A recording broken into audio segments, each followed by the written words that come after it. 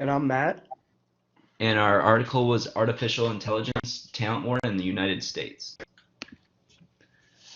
So here's just a little background about artificial intelligence. It is an area of computer science that focuses on the creation of intelligent machines that work like humans, and they're designed for activities such as speech recognition, learning, planning, and problem solving. And using AI, computers can be trained to accomplish specific tasks by processing large amounts of data and recognizing patterns in the data. And they're becoming very popular in businesses today. This is due to increased data volumes businesses are dealing with, and advanced algorithms and improvements in computing power and storage. Now, did you use AI to create this presentation? That I'm really not talking to you, Mitch. I'm talking to the computer. I guess we'll see. So you might ask why AI, why businesses would consider using AI, which most of them, not a lot of businesses has actually rolled AI out throughout their businesses, but a lot of them are planning for it and definitely thinking about it. But it will cut labor costs, as it will cut out a lot of the repetitive tasks that some employees have to do, and it will be more efficient, and it will drive better results for the business. So here's a little summary of the article that we had. Since companies are racing to tap artificial intelligence and other high-tech tools, there's an increasing demand and need for technologically skilled workers in the United States. However, there is a shortage of U.S. workers who have sufficient digital skills and experience in artificial intelligence. And there is a changing landscape of companies as technology has changed and evolved the way companies operate. According to an analysis by the IT trade group CompTIA, U.S. job postings for AI positions have actually increased 159% over the past year. And across the board, that same company estimates that there are more than 700,000 unfilled IT jobs in the U.S. Why do you think we can't develop workers? I just don't think the education in the United States is kind of lagging behind the demand that these companies are having, especially in like the IT areas. Okay. So a lot of these companies really they have to look elsewhere for these internationally skilled workers, and that can cause many. Matt, you were going to chime in? I was going to say, in the article, it talked about how the U.S. was like other countries are much more progressed. They've progressed much more in AI than the United States. So that's definitely something. Okay. So we're just falling behind, and the companies need workers. Yeah. Okay. Exactly. Got it. And with that, it can cause some problems for the company and the worker, such as the complexity and uncertainty of applying for H-1B visas for international hires. And these visas allow U.S. employers to temporarily hire foreign workers for specialty positions, such as like these IT positions. However, there's a limited supply of these visas, and it's a very long and cumbersome application process, which poses a hurdle for the employer. And there's also financial and cultural burdens for these international workers that have to come to the U.S. Obviously, it would be very costly for them to move to the U.S., and they would have to adapt culturally to the U.S. businesses, which could pose to be a challenge for them as well. Do you think it might be easier for them just to move their business the technology side to Canada or something, where there's more flexibility on this and a more educated workforce? I think that could definitely be a possibility. I think as companies become more involved with the AI technology, they will find ways such as moving it to Canada or wherever to make it an easier process for both them and the people that they're hiring. So Okay. yeah. So how might AI affect companies? I think data will truly become a resource for all companies now, and AI will completely transform the way companies are able to analyze data, since they will be able to analyze large amounts of data and process them quickly and effectively through AI, and Mhm. they will be able, like artificial intelligent machines will be able to present that data to the human worker in like an efficient way, and even Mhm. return like different courses of action they could take based on the data. So I think there will Mhm. Have you be seen any like of that in your Have you seen any of that in your internship? Use of data or something produced like that? not really Okay. for me. I'm not sure. Yeah, I've not either. Okay. Yeah, because I think it's still like mostly a work in process right now. Mhm. I don't think Okay. it's really evolved quite yet. Okay. And I think it'll also impact workplace dynamics because it's going to be like it's going to take a lot to adapt to the use of AI for workers, and um, the AI will mostly be rolled out to complete like the repetitive tasks for Okay. employees, which will save the company a lot of time. Um, but the employees will constantly need to like learn and evaluate how to effectively use AI in their business. And I think also the training in and the need for some specific skills will become obsolete. Um, I think there won't be as high as a need for like some formulaic based skills, as like AI powered machines will have the ability to complete these activities on their own. So some of these like Excel skills or some of these like analytic skills might become more obsolete in the future. Hmm. So here are some positives and negatives of how like the talent war will impact the people of the organization. Some positives, obviously, it'll increase diversity in companies if they are able to expand internationally and hire foreign workers, and it will allow them to hire more efficient and skilled digital workers. And also, international workers traveling to the U.S. Should be able to receive a significant relocation bonus, which obviously is a positive for them to benefit the company. However, with those positives, there are some negatives, such as the complication of work visas, the costs for the international workers to relocate, and the distance and cultural issues for the international workers. So, why are some U.S. companies looking to international sources of talent for artificial intelligence work? Well, I think it's mostly because of this shortage of U.S. workers who have hands-on experience and talent in the field. There's like a report from PwC that stated only 20% of executives said their organization had the skills necessary to succeed with AI. And last year, Ernst & Young said 56% of senior AI professionals said that a lack of talent was the biggest barrier to implementation within business operations.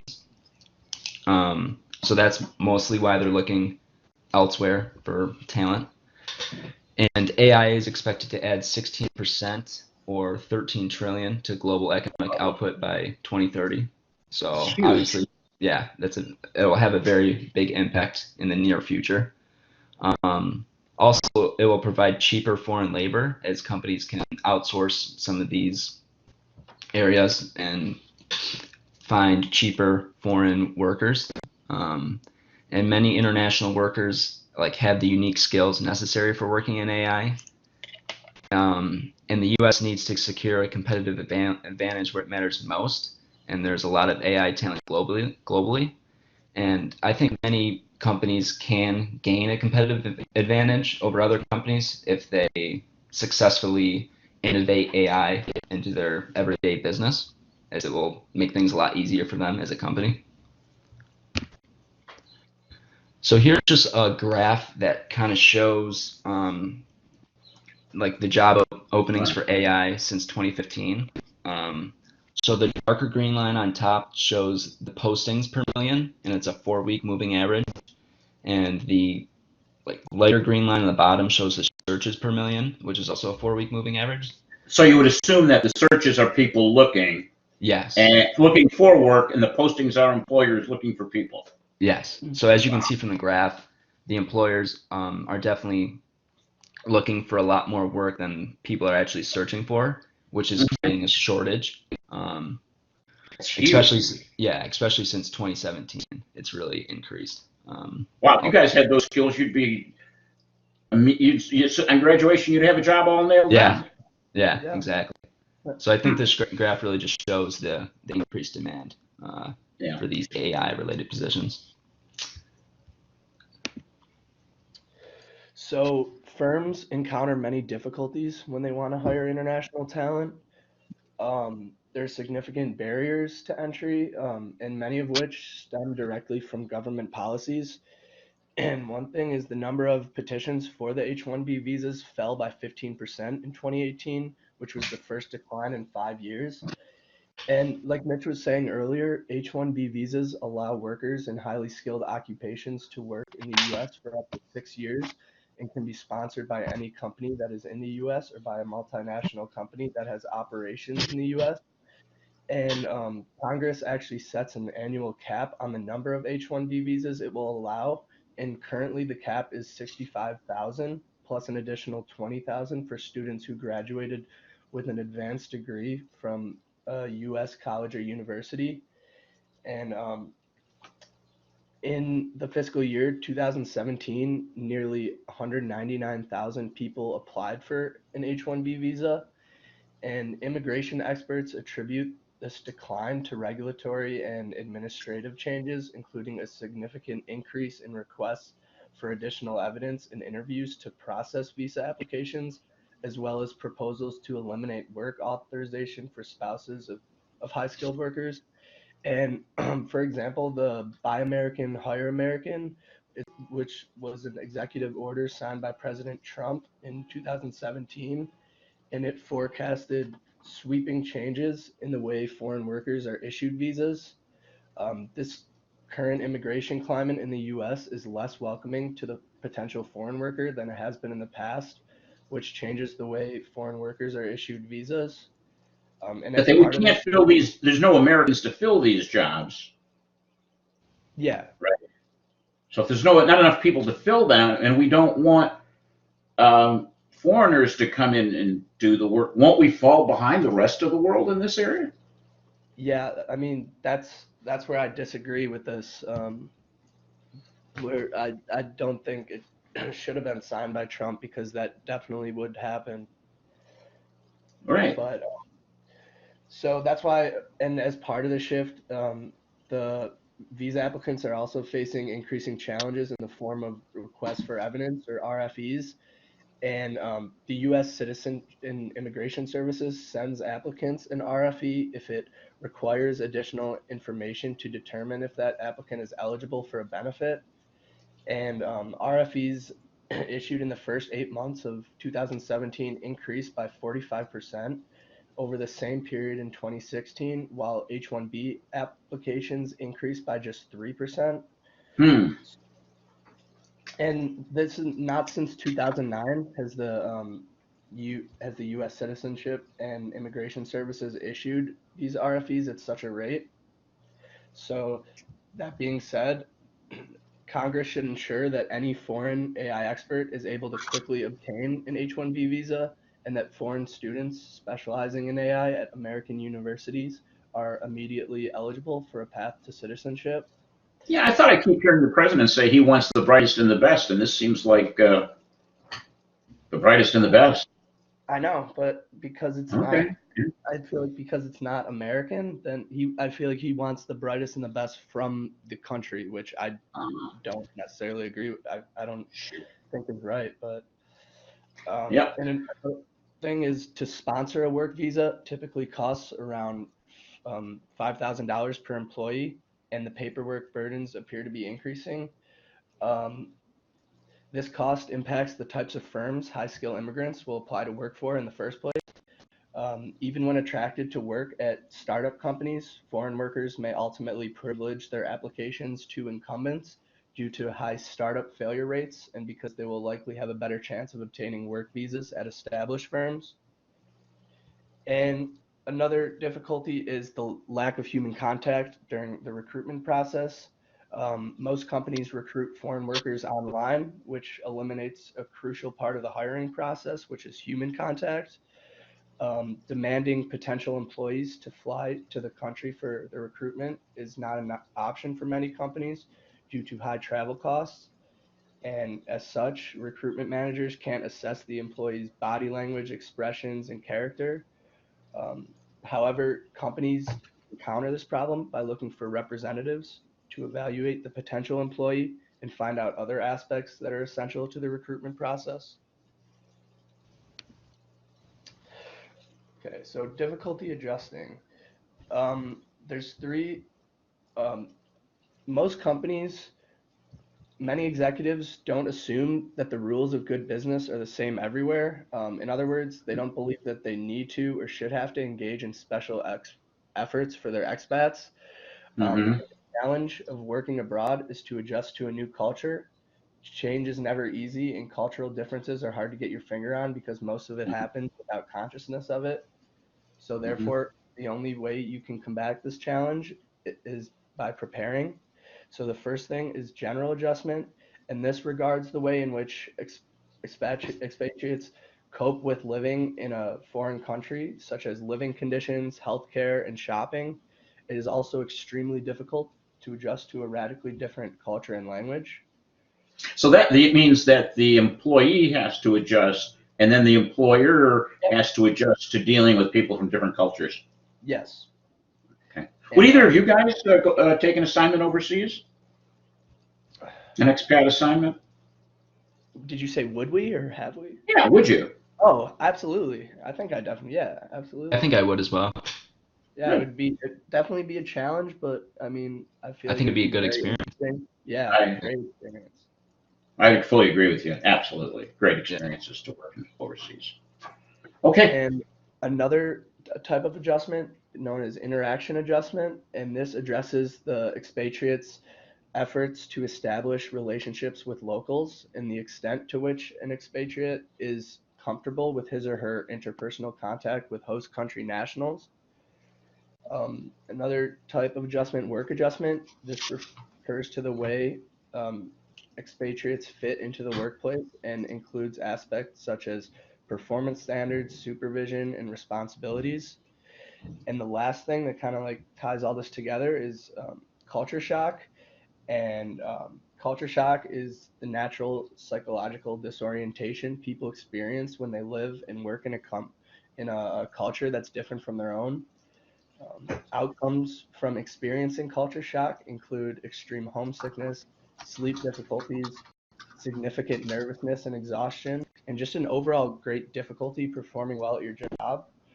Um, the key to successful adaptation of a new life and culture is to be aware of this and remove any confusion and stressors. And these steps to do that will be explained in the next slide. So like it says, so if you've accepted a job at an international location, how do you prepare with culture shock? So the first thing is you should research everything you can about the company. You should make efforts to learn about your host country's history, the culture, current events, so you'll have kind of a good understanding of where you're going even before you get there. You should learn about the local customs, the traditional cuisine, the art and architecture, etc. When you arrive, you'll probably be less shocked about what you see and more excited to appreciate what you've already learned. Another thing is you should try to learn the language. Language is the key to understanding culture. Without trying to Yeah. develop its ability to converse in the local language, your ability to engage with people effectively will be severely limited. You should also prepare to understand, if possible, learn something about the way people communicate in your host country. You can ask a native or a student or someone you work with who has studied abroad how your host culture receives and gives information. For instance, are there important local customs you should know related to body language, like the use of silence, pace of words? Under, Yeah. Understanding something about the way people communicate in your host country can definitely better prepare you to communicate effectively within the culture once you're already there. And another thing you can do is you can find a mentor. Finding someone who has lived in the host country for many years can be a great consultant on cultural expectations. When you have questions or need a second opinion on something, this person can help clarify confusions and provide support as you adjust to your new environment. Mm-hmm. The last thing you can do is just anticipate it and learn more about it. It is important, it's very important that you do not isolate yourself. You should share your ideas and thoughts with others. Take time to adapt to the new working and living environment. And you should always remember that cultural adjustment is a process, and if necessary, you should take part in a social welfare system and practice stress management activities. Okay. Have either of you guys traveled overseas? I haven't, no. I No. have not. Okay, because you'll see it even if you travel. Some of the different cultural differences. Some of them can be as simple as if you're in Italy or Spain, nobody eats till 7, 8 o'clock, Yeah, I heard you that. know, at night, and Yeah. nobody races. When you go to dinner, the first time I went to Italy, I remember I was upset that the check didn't come fast enough, and now it's like, okay, dinner's 2 hours, you chill, you relax. It takes a little bit of getting used to, but Yeah. it's a great thing to do. You should try to do it. Yeah, I would love to travel Yeah, overseas. And it's not expensive. Don't assume it's expensive. You can find some really cheap flights. Yeah. true. Okay. So, Okay, keep going. okay, so how important is family adjustment in an international worker's ability to successfully relocate? And what can companies do to help family members adjust? So, in general, the stress of moving to a new country, of uprooting your family and leaving behind loved ones is enormous and has a huge impact on the success an individual can have working their new job internationally. One thing you can do is companies offer cross-cultural training.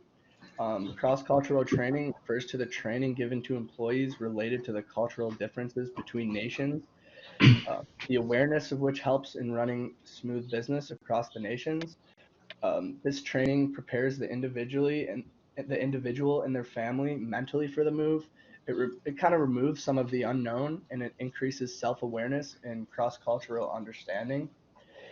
It also provides the opportunity to address questions and anxieties in a supportive environment. It motivates and excites, and it kind of eases in the settling in process, having an overall goal of reducing the chances of relocation failure.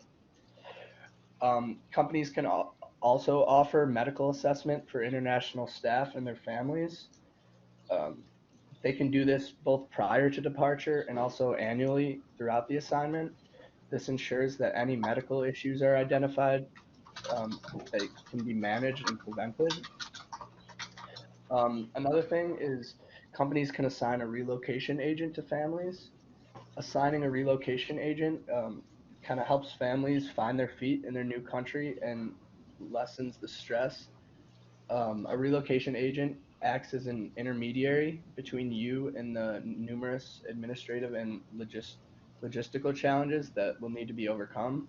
The agent can also help in terms of finding schooling for children and an occupation for the spouse if necessary. So, the impact of AI on our future. Artificial intelligence is developing faster than we think and speeding up exponentially. The future of AI has the potential to revolutionize how countries engage with customers, compete with each other, and grow within the market. Um, One impact is more jobs will actually be created than lost. The question might not be whether AI will leave these jobs behind, but whether humans can fill the jobs that the AI creates. A recent report by research company Gartner offers an optimistic spin, projecting that AI would eliminate 1.8 million jobs, but create another 2.3 million by 2020.